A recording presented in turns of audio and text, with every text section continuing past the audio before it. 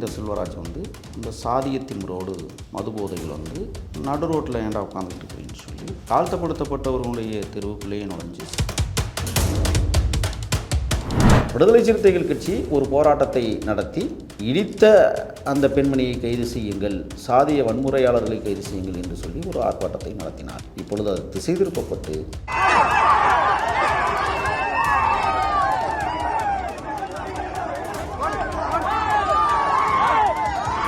அந்த கண்டன ஆர்ப்பாட்டத்தில் விடுதலை சிறுத்தைகள் ஒருங்கிணைத்த கண்டன ஆர்ப்பாட்டத்தில் செல்வி முருகன் என்கிற மாநில மகளிர் பிரிவு துறை செயலாளர் அவர்கள் பூத்தா அருள்மொழித்தேவன் அவர்களை கழுத்தை ஏற்போம், மகளிர் அணி சேர்றாங்களோ இல்லையோ இந்த சொச்ச பொழுதுல கழுத்தை அறுத்துருவோம். நானு கொடி கம்பத்துல கை வச்சிருக்கு போலீஸ் எல்லாம் பார்த்துட்டு புடுங்குவேன்.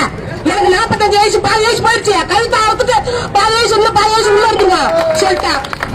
இதில் சக்திவேல் ராஜேஷ் போன்றவர்கள் கடுமையாக தாக்கி இருவரும் பலத்த காயமுடைகிறார்கள். அம்பேத்கர் படம் குறித்த ஒரு மகிழ்ந்துவில் சாதி மறுப்பு திருமணம் செய்ததற்காகவே சாதிய மனநோய் புற்றுநோயாளிகள் இது போன்ற காரியங்களை செய்திருக்கிறார்கள். இதுவும் தீபாவளி அன்றைக்கு தான் நடைபெற்றது. மருத்துவர் ராமதாஸ் அவர்கள் சமூக நீதி பேசினால் இந்த சம்பவத்தை எப்படி பார்க்கிறார் என்கிற கேள்வியை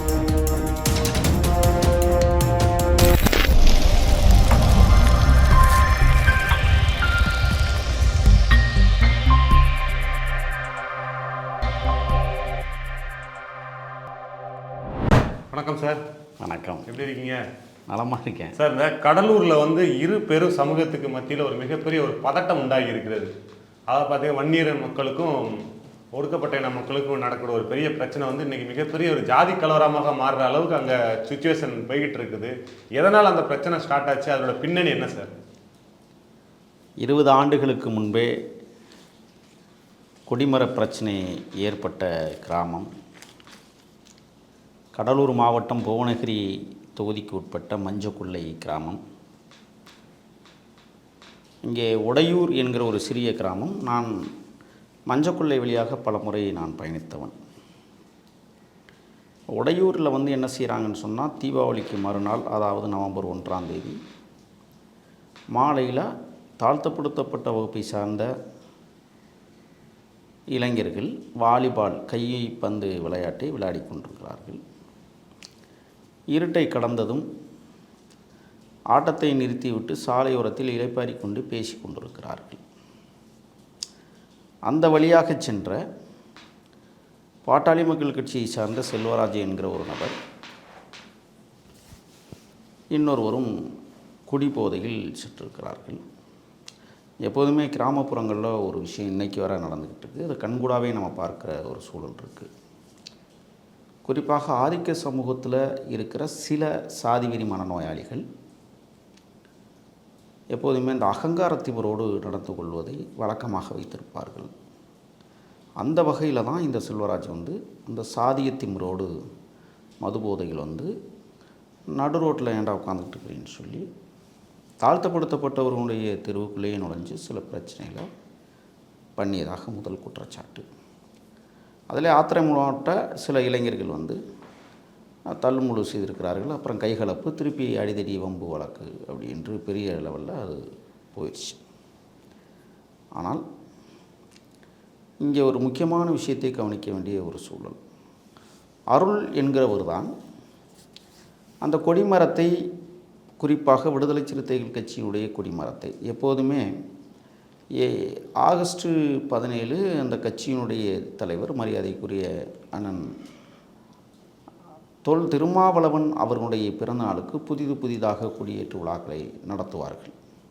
அந்த வகையில் மஞ்சக்கொள்ளையில் கொடியேற்ற நிகழ்வை அன்றைக்கு நடத்தியிருக்கிறார்கள், அந்த மாவட்டத்தினுடைய செயலாளரை வைத்து. ஆனால் நாடாளுமன்ற தேர்தலுக்கு முன்பே தேர்தல் ஆணையத்தின் கட்டுப்பாட்டு விதிகளுக்குள் கொண்டு வருகிற போது எந்த கட்சி கொடிகளும் பறக்கக்கூடாது என்கிற ஒரு விதி உருவாக்கப்பட்ட போது அதில் அனைத்து கட்சி கொடிகளும் இறக்கப்பட்டது. பாட்டாளி மக்கள் கட்சியை சார்ந்த அந்த கொடிக்கம்பத்தில் அவர்கள் கொடியேற்றாமல் இருந்து விட்டார்கள். விடுதலை சிறுத்தைகள் கட்சியினுடைய கொடியை ஆகஸ்ட் 17 அந்த கட்சியினுடைய தலைவர் பிறந்த நாளுக்கு அந்த மாவட்ட செயலாளர் ஏற்றியிருக்கிறார். ஆனால் பீடம் இருக்கிறது. நாம் விசாரித்த வரையில் அங்கே என்ன நடக்கிறது என்றால், இந்த பீடத்தில் இருந்த அந்த கொடிமரத்தை, பாட்டாளி மக்கள் கட்சி கொடிமரத்தை அவர்களே அகற்றி வைத்திருக்கிறார்கள். இதுவரை ஏற்றவில்லை. காரணம், எல்லா கொடிக்கம்பத்தையும் அகற்றுவதற்கு ஒரு மூல காரணமாக அந்த கொடிக்கம்பத்தை நாம் அகற்றிவிட்டால் பிறகு பிரச்சனை செய்து கொள்ளலாம், அது ஒரு வாய்ப்பாக அமையும் என்று பாட்டாளி மக்கள் கட்சியினர் கருதியதாக சொல்லப்படுகிறது. இதை மையமாக வைத்துதான் அருள் என்கிறவர் அந்த கொடிமரத்தை அறுத்து சென்று விட்டதாக சொல்லப்படுகிறது. ஆனால் காவல்துறையிடம் விடுதலை சிறுத்தைகள் கட்சி புகார் அளித்திருக்கிறது. அதிலே முகக்கவசம் அணிந்த ஒரு நபர் அந்த கொடிமரத்தை பிளேடால் அறுத்து எடுக்கிற காட்சி பதிவாயிருக்கிறது. தொடர்ந்து விடுதலை சிறுத்தைகள் கட்சி கடலூர் மாவட்ட காவல்துறையிடம் முறையிட்டு வந்திருக்கிறது. குறிப்பாக புவனகிரி காவல்துறையிடம் தொடர்ந்து முறையிட்டு வந்திருக்கிறது. அதற்கு காவல்துறை பல்வேறு காரணங்களை சொல்லி இழுத்தடித்திருக்கிறது.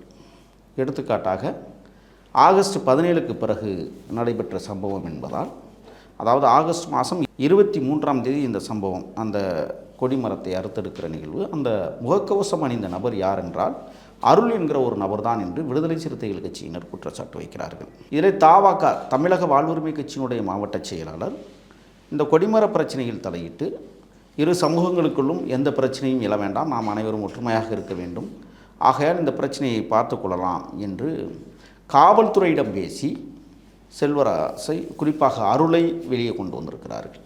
ஏனென்றால் தமிழக வாழ்வுரிமை கட்சி அந்த விஷயத்தில் பொறுப்பாகவும் கடமையாகவும் பணியாற்றியிருக்கிறார்கள். அந்த நேரத்தில் தான் காவல்துறை ஒரு மாவட்ட செயலாளர் உத்தரவை மதிக்க வேண்டும் என்று கருதியதால் அருளை வெளியே விட்டிருக்கிறார்கள். எழுத்துப்பூர்வமான ஒரு இதில் கையெழுத்து வாங்கிவிட்டு அனுப்பியிருக்கிறார்கள்.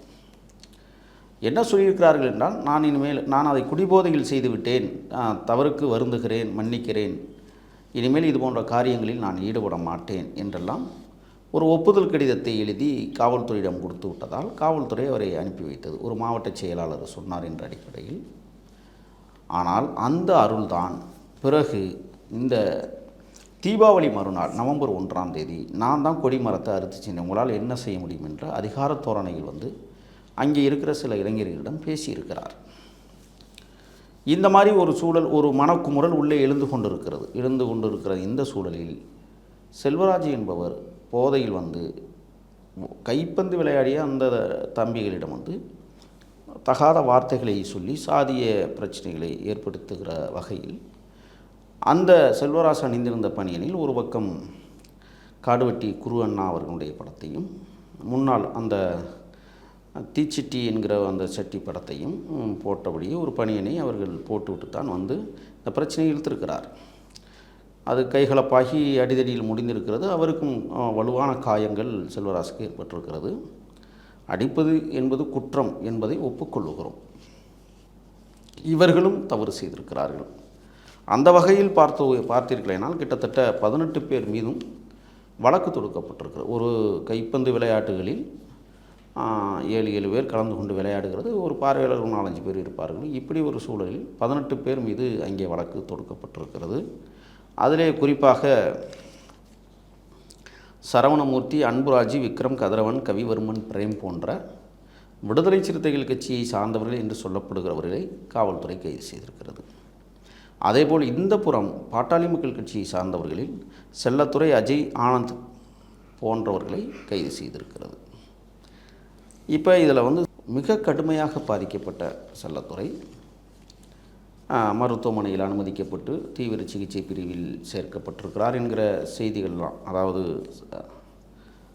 செல்வராஜ் என்கிற ஒரு நபரும் மருத்துவமனையிலே அனுமதிக்கப்பட்டிருக்கிறார் என்கிற செய்தி கிடைத்ததும் தான் இந்த 3 பேரையும் வந்து விடுதலை சிறுத்தைகள் புவனகிரியினுடைய அந்த மேம்பால பகுதியை ஒட்டிய அந்த ஒரு பேருந்து நிறுத்தத்தில் மிகப்பெரிய ஆர்ப்பாட்டத்தை மாவட்ட செயலாளர் மூலமாக முன்னெடுக்கிறார்கள். அந்த மாவட்ட செயலாளர் முன்னெடுத்த அந்த போராட்டத்தில் கலந்து கொண்ட பல்வேறு கட்சி நிர்வாகிகள் வீர உரை ஆற்றுகிறார்கள் என்று தான் சொல்ல முடியும். பாதிக்கப்பட்ட செல்வராஜை காப்பாற்றுவதற்கும் பாதிக்கப்பட்ட சகோதரர் செல்வராஜுக்கு முதல் உதவி சிகிச்சை அளிப்பதற்கும் தகுந்த ஏற்பாடுகளை செய்வதற்காக விடுதலை சிறுத்தைகள் களமிறங்கி இருக்க வேண்டும். அல்லது அங்கே அடித்து கொண்டிருக்கிற அந்த நண்பர்களாவது அதை புரிந்துணர்வு செய்து அவரை காப்பாற்றுவதற்கான நடவடிக்கைகளில் இறங்கியிருக்க வேண்டும். ஆனால் இவர்கள் சாதிய வன்மத்தோடு இரு பிரிவினருமே நடந்து கொண்டதனுடைய உச்சக்கட்ட விளைவுதான் மாபெரும் இந்த பிரச்சனைக்கு காரணம். அந்த கண்டன ஆர்ப்பாட்டத்தில், விடுதலை சிறுத்தைகள் ஒருங்கிணைத்த கண்டன ஆர்ப்பாட்டத்தில் செல்வி முருகன் என்கிற மாநில மகளிர் பிரிவு துணை செயலாளர் அவர்கள் ஒரு வீர உரையை அதில் ஆற்றுகிறார். அதில் வன்னியர் சங்கத்தினுடைய தலைவராக இருக்கக்கூடிய பூத்தா அருள்மொழித்தேவன் அவர்களை கழுத்தை ஏற்போம் என்று சொல்லப்படுகிற வாசகங்களை அவர் உதிர்க்கிறார். இதற்கு முன்னாடி ஒரு விடயத்தை நாம் பேசியாக வேண்டும். பாட்டாளி மக்கள் கட்சியினுடைய மாவட்ட செயலாளரும் பூத்தா அருள்மொழி அவர்களும் சம்பவம் நடைபெற்ற கிராமத்திலே போய் சாதிய பிரச்சனைகளை தூசி தட்டி கிளப்பியிருக்கிறார்கள். பாதிக்கப்பட்ட செல்வராஜுவை போய் பார்த்து அவருக்கு ஆறுதல் சொல்லி அவருக்கான சிகிச்சை முறைகளை ஏற்பாடு செய்யாமல் அந்த கொடிமரங்களை அகற்ற வேண்டும் என்கிற வகையிலும் சாதிய மோதலை உருவாக்குகிற விதத்திலும் பாட்டாளி மக்கள் கட்சியினுடைய மாவட்ட தலைவரும் வன்னியர் சங்கத்தினுடைய தலைவராக இருக்கக்கூடிய பூத்தா அருள்மொழித்தேவனும் அங்கே பேசியதனுடைய விளைவுதான் அங்கே ஒரு பெண், அருள்செல்வி என்கிற பெண், அது ஏற்கனவே சொன்னமே அருள் என்கிற அவருடைய சகோதரி, அந்த அருள்செல்வி தான் கடப்பாறையை எடுத்துக்கொண்டு போய் விடுதலை சிறுத்தைகள் கட்சியினுடைய அந்த பீடத்தை குத்துகிறார். அந்த குத்துகிற பாங்கை நாம் பார்த்தோமே, ஆனால் கொடிமரம் இல்லை. அந்த குத்துகிற பாங்கு நிலை தடுமாறி போய் குற்றுவதை நாம் பார்க்கிறோம். அந்த பீடத்தை பெயர்க்க வேண்டுமானால் அடியிலிருந்து கடப்பாறை கொண்டு பெயர்த்தெடுக்க வேண்டும். அதுதான் சரியானதாக இருக்க முடியும். வீராவேசத்தோடும் ஆவேசத்தோடும் போய் ஒரு கடப்பாறை எடுத்துக்கொண்டு போய் ஒரு பீமை உடைப்பது என்பது சாதாரணமான காரியம் அல்ல.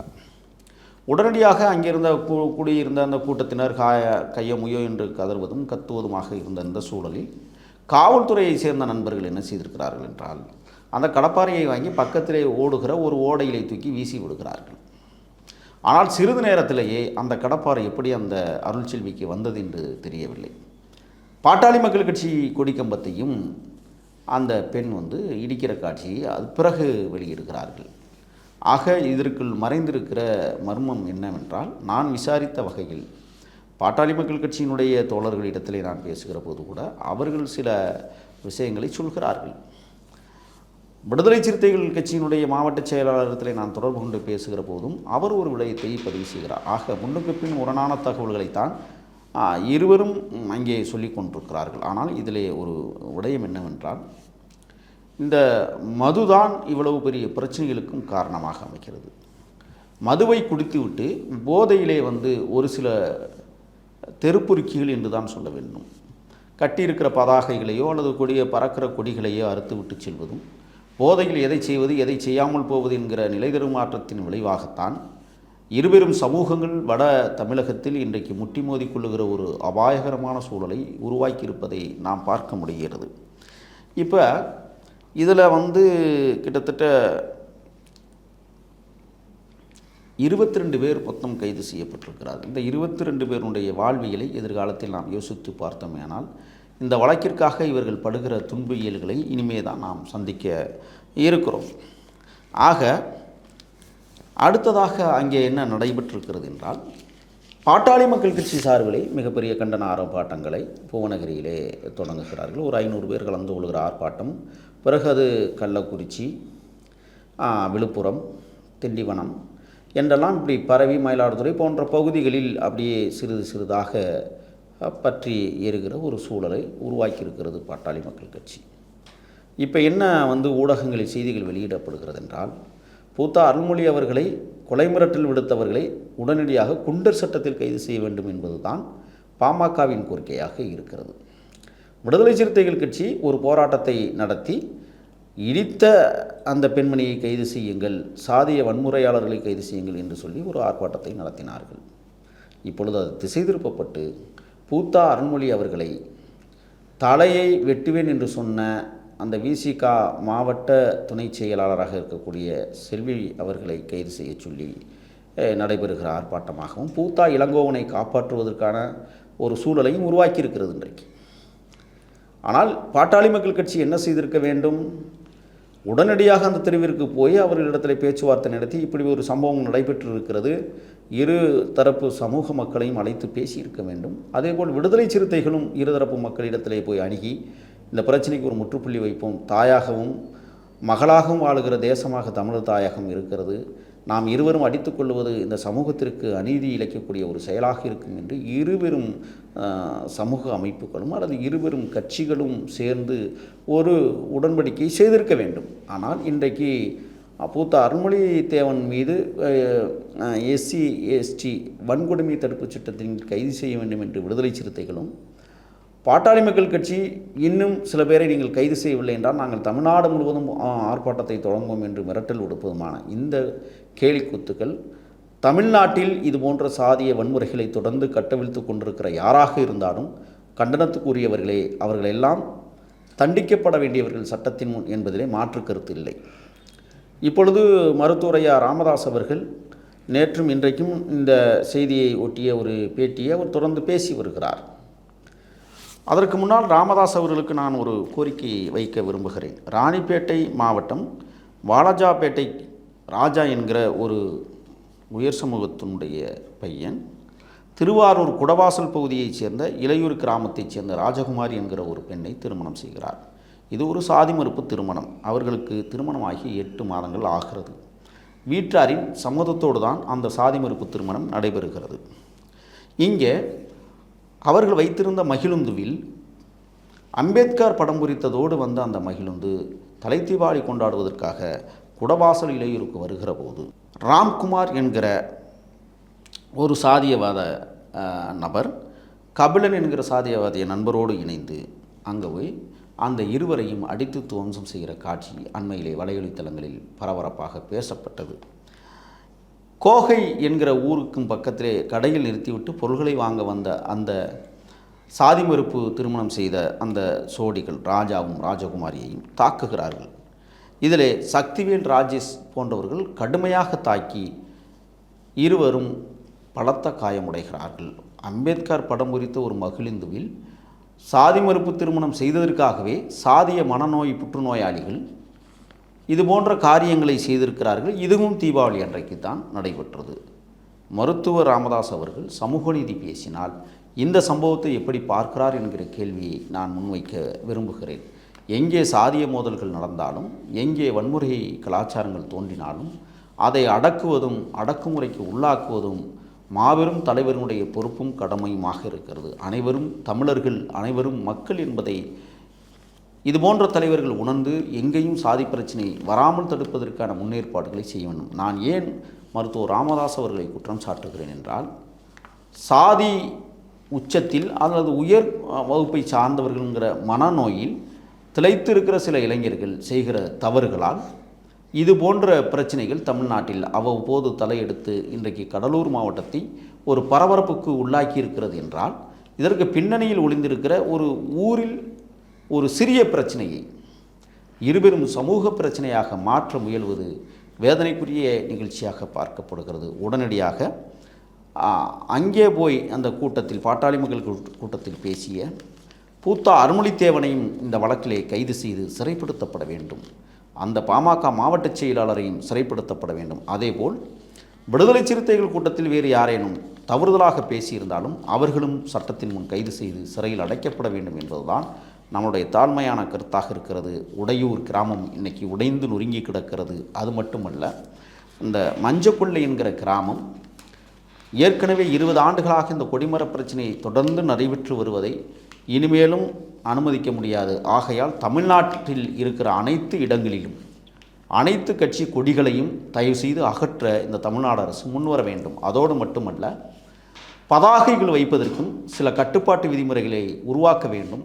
அப்பொழுதுதான் இந்த சாதிய மோதல்களுக்கு ஒரு முற்றுப்புள்ளி வைக்க வேண்டும். வெளிநாடுகளில், அமெரிக்கா போன்ற நாடுகளில் எப்படி இருவரும் வேட்பாளர்கள் களத்தில் இருக்கிற போது வலையொலித்தளத்திலும் தொலைக்காட்சியிலும் தோன்றி தன்னுடைய வாக்குகளை வசமாக்கி கொள்ளுகிறார்களோ அதை போன்ற திட்டத்தை தமிழ்நாட்டிலும் உருவாக்க வேண்டும்.